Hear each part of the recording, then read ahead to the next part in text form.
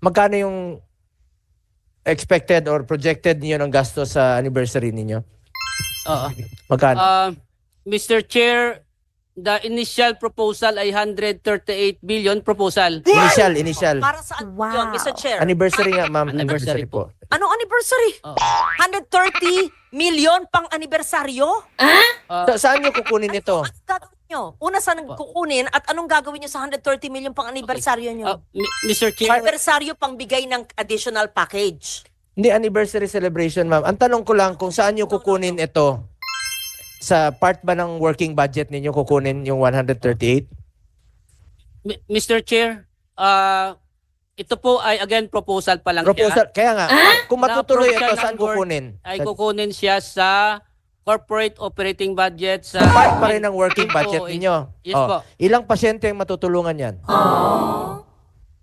Yan, ang pinapakompute ko sa inyo. Baka naman let's give them the benefit of a doubt, Mr. Chair, anniversary budget, 30 years na sila, 137 million. 138 Opo. million. Sabihin mo. Siguro naman, hindi naman yung Christmas party or celebration. Siguro naman, hindi biyahe. Siguro naman, hindi pagkain ng mga officers. Siguro, ito ay pagpalaganap ng mga package. Di ba po? Ano ba yung 138 million?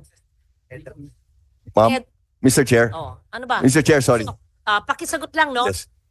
Yung 138 million, saan gagamitin at saan ang gagaling? Tapos balik sa tanong ko na yung 600 billion at 431 billion, hindi pa rin maliwanag kung pareho ba to o iba po. Mr. Chair, we'll just explain very quickly, just for the purposes of to expedite the discussion.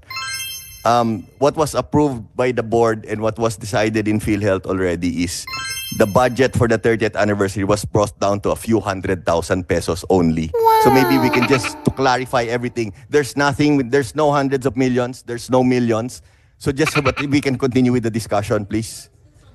Yan ang tinanong ko kanina at sabi mo, you will explain it later. Yes. So nauna nyo pong sinagot yung mga tanong ni Senator Ligarda kaysa sa mga tanong ko na hindi pa rin nasasagot until now. Pakisagot muna.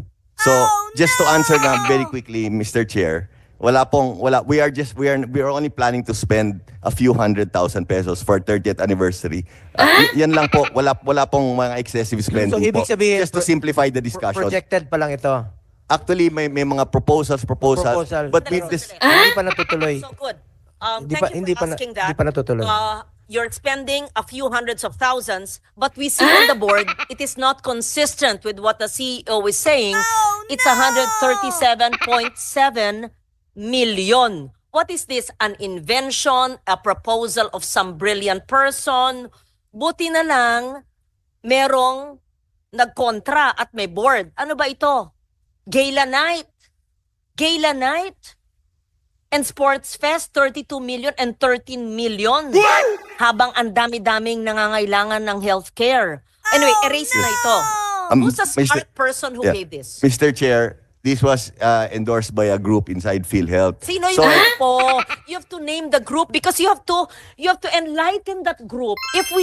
Kung hindi po dinis-approve ng board ito at hindi kami nanunood sa inyo, walang oversight function ang Senado, ang Congress, you could have because you're a GOCC. We don't watch you every day. Mr. Chair, Mr. Chair, Madam. Ang brilliant na nagbigay nito. We have an anniversary committee. Sino ang head ng anniversary committee? The anniversary committee po is headed by Mr. Ray Balenya po. Can that person, please, not now, don't waste our time, give a memo to the chair of the finance committee of the health committee on why the person and the group thought of using 137 million of PhilHealth funds for giveaways and a gala night.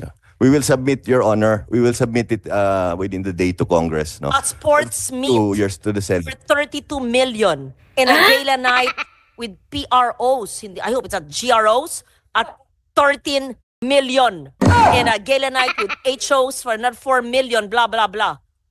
And, okay. We don't, and umbrellas for 7.9 million? What's this? Special tokens and umbrellas? Senator Lauren, Ma'am, to may lang simplify po, the no? discussion, all of those.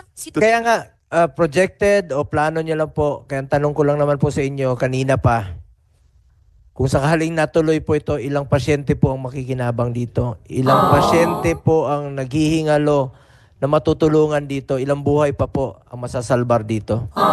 Kaya sabi ko sa inyo, dito sa ating panggobyerno, parati isipin natin, konsensya.